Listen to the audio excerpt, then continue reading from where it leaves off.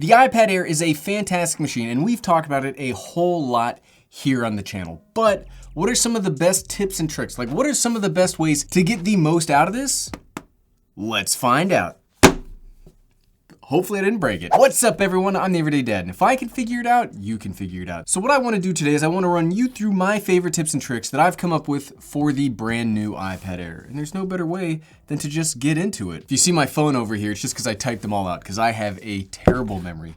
So first off, on the iPad Air, the number one thing that you need to do, and I know this sounds simple, but it's very, very important, is you need to make sure that and it's not just an iPad thing, this is like a technology literacy thing, right? You wanna make sure that it's always up to date. And if you don't know how to do that, because some people don't, and it's okay, so you go to settings, then you click on general, then you go to software update. It's that easy. And that's one of the best things about Apple, right? Is unlike maybe an Android phone or an Android tablet, you're not limited by the amount of updates you get. All of Apple's tech, like all of their recent tech, still gets every single update. It's not just like once every now and again. Make sure that you always have your software up to date. Yes, there are times where updating to the latest and greatest software can cause bugs or problems. However, most of the times when you upgrade to the latest version of the software, you have less vulnerabilities on your machine. Updating software is very important. That's how you do it. Number two, one of the biggest things about the iPad Air, right? It doesn't have Face ID, but it has the Touch ID. And if you want to customize the fingerprint settings or customize what the button does, and thankfully there's a really easy way to do that. Back on the settings tab, you just go to Touch ID and password. You got to input your passcode, and then this gives you all of the options. So you can use your Touch ID for iPad unlocking, verifying for iTunes and App Store purchases, Apple Pay, and then auto-filling passwords. And that's what the main thing that I use Touch ID and Face ID for is that autofill passwords. It makes it much easier. However, depending on how you use the iPad Air, it might just be faster to type it in, right? It might just be faster to type it in instead of reaching out. Well, that's a theoretical, that's an academic debate for later that we can talk about. But you can also, I set up both my index fingers. You can add as many fingerprints as you want. You can turn your passcode off. You can require a passcode when it unlocks for the first time. And then it lets you do all of these cool things when your device is locked or unlocked. Just make sure that if you're gonna use it, this is where you can go to make sure that everything is set up the way that you want. Number three, and this is kind of a big one, and this is an update to iPad OS 14. Mac OS has had this for a while, but iPad OS just very recently got what's called stoplight search, which lets you search and execute applications from just your home screen. And all you have to do is hit Command Spacebar. It's very easy. You wanna open up, let's say your Numbers app. You type in Numbers. Opens up Numbers. Great. Let's say you want to open up Twitter. There you go. Twitter is now open. It's just very easy. Sometimes you don't have all of the applications that you immediately want right on your home screen. This is how I find anything on my wife's phone, because she has stuff hidden in, so it's, trying to think of my wife's phone is tough. All you have to do is bring up stoplight search and you're able to search anywhere on your tablet. The next one, number four, is something that I've learned very recently, and I wish I'd learned it sooner because it's kind of like a big awesome tip. So one of the things, when you're trying to organize like your home screen or any of the pages on your iPad, sometimes you gotta move your applications around. If you're trying to move them one at a time, it can be a really, really big pain in the butt. Like look at this, just trying to move one at a time. It's kind of a pain, but you can move multiple applications around. And all you do is you tap, then you tap every other single application that you want to move. And now you've got all of those. We currently have 6 applications. You move them and then you drop them and then they go that way. This might be my favorite tip that I just found. Check this out. Just tap them. You can tap them with one finger. You can tap them with your other finger. And look, you can move a whole screen at once with just tapping. Check it out. Tappity, tappity, tappity, tappity. Boom. Number 5. I think we're on number 5. I can't remember. I'm terrible. I have such an awful short-term memory. Next.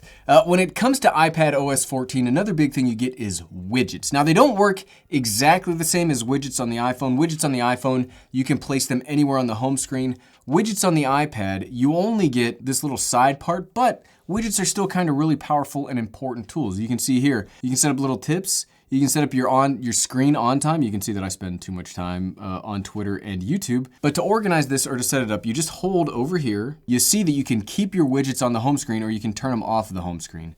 Then you wouldn't see them anymore. You can just have your regular iPad home screen. You can bring them up if you want. I like them and I like having the date up at the same time, so I keep them on the home screen. And then you get this little block right here. You see this darker area? this is where you can set up your widgets. You just you hit the little plus button, and you get all of these options. You can do Smart Stack, which is like all of the widgets in one, and then you get all of these options. There are also widgets that you can download through the App Store and customize it that way too, but these are all the ones that I generally use. Now this next one is actually pretty cool too, and I'm gonna have to show you. We're gonna need both devices. We're gonna need the phone and the iPad to show you how cool this one is.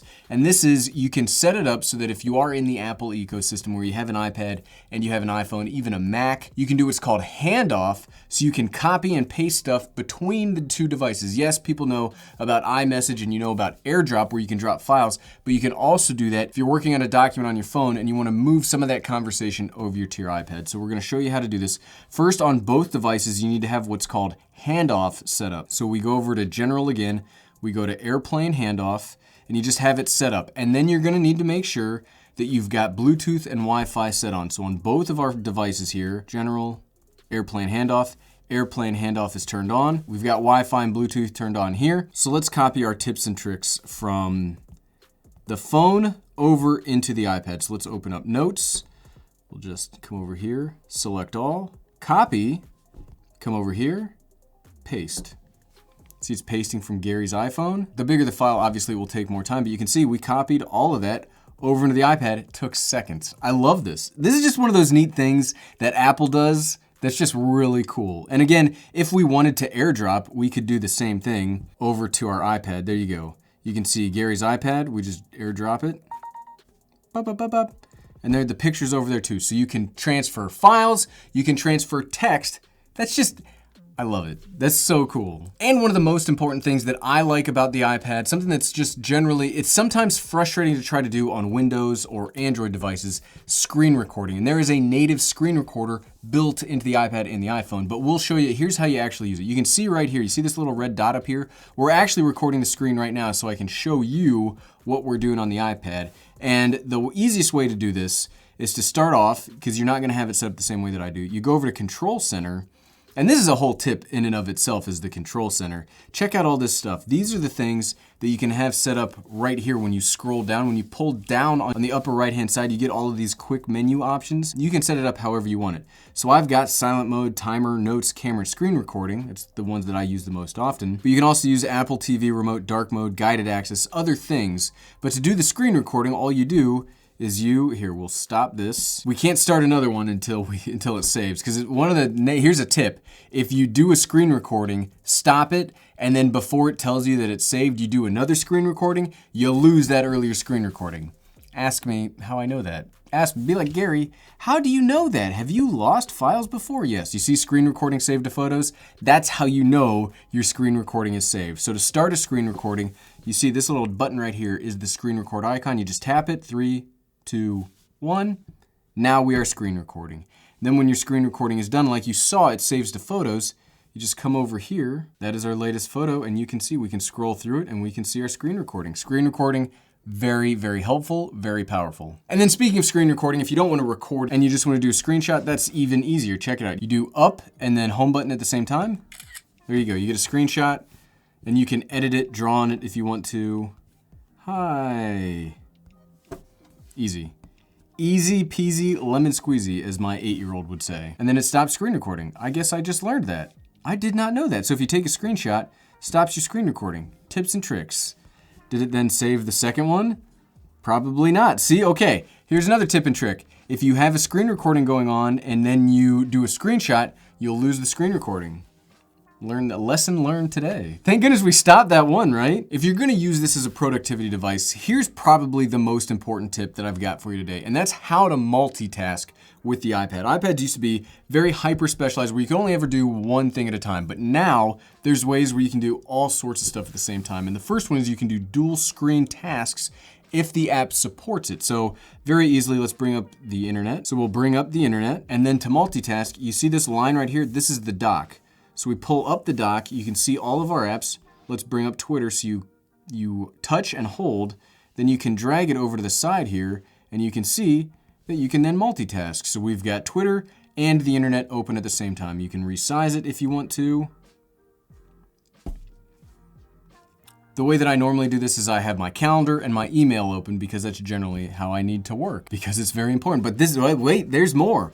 You can also do another, see this right here? So you can also have another window open with even more applications. Right now I've got Google Docs set up in here, but you can add even more things if you wanted to. Another tip, if you don't know this, is long presses. So when you long press, you get more options. So you see we long pressed on iMovie, gives us the opportunity to delete the app, share the app, or you can edit it in the home screen.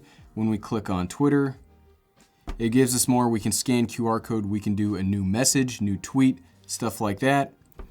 We can go over to numbers. Long pressing is kind of the equivalent of like a right click on a regular computer. So you hold down, create alarm stopwatch. Every little app has a different kind of thing that you can do when you are long pressing. Another thing, you can see here, we've got the normal QWERTY keyboard, right? And you see all the numbers and all the special characters. You don't have to go to Shift or you don't have to go to the special number character to actually get these to work. All you have to do is swipe down to get it to work. So you can see instead of H, we got a parentheses. Instead of J, we get the other parentheses. So boom. Really easy. Look how quick that is. So you don't have to, I've wasted so much time doing it the other way. You're learning, here's the real secret of this tips and tricks video is most of these things that you're learning are things that I had to learn by wasting all sorts of time doing them the wrong way. The next thing I want to talk about is you hear me, when we do the accessory videos for the iPad, you see me talk about Bluetooth mice and keyboard a lot, but how do you actually pair them? Well, thank goodness it's really easy. So I've got just a regular, this is a Microsoft Bluetooth keyboard. I've got the Apple Magic Mouse, so I'm gonna walk you through how to actually pair these. So you go to Settings, Bluetooth, and you can see I've got a lot of stuff paired here already, so it might already be paired. You just turn this on, you'll see it come up in just a second. So you can see Ted's mouse, you just pair it, there you go. Microsoft Bluetooth keyboard, and there you go. Now we've got keyboard and mouse, and it's very easy. That's the thing, like all of these tips and tricks, it just saves you a little bit more time and it makes things very easy. So now that we've got these set up, you can see, this is the magic that I talk about during the accessory videos because it's awesome. The next thing I want to talk about is download the iWorks suite. This is a free like productivity suite of tools that gives you numbers, which is like an Excel spreadsheet generator. You get Keynote, which is like a PowerPoint. You get Pages, which is like Word. All of these things, FaceTime, you get iMovie, you can get all of these really powerful productivity or creative tools without paying a single penny. That's very important. That's a big tip. Yeah, I don't understand. I mean, if you want to, you can use things like Google Docs or Notion, or you can just download the free stuff that comes with the iPad and it's first-party software. And then the last tip and trick is something you already saw when we had the document up, is accessories. And I really like how you can build up these iPads into their own, like whatever you want. They're just Legos that you can take and turn into any kind of a system that you want for either creativity or productivity. Any of the ivities. You can set it up for any of the ivities. Trademark, Everyday Dad. But you get super easy to set it up that way. I love all the accessories. The main one that I use, that we talk about a lot, is the Magic Keyboard. My iPads live in this 24/7 because it's the best accessory ever made. But what are your favorite tips and tricks? Leave me a comment below. I'd love to know some other cool ways on how to use my iPads, because trust me, I don't know everything. This is not Everyday Know-It-All. This is the Everyday Dad. And trust me, I do not know everything. And if you liked this video and you'd like to see some of these accessories that you can get, because it is one of the tips and tricks here, you can click right here to find the best accessories that you can get with the iPad Air. Click, click, click, click, click, click, click. Thanks for watching.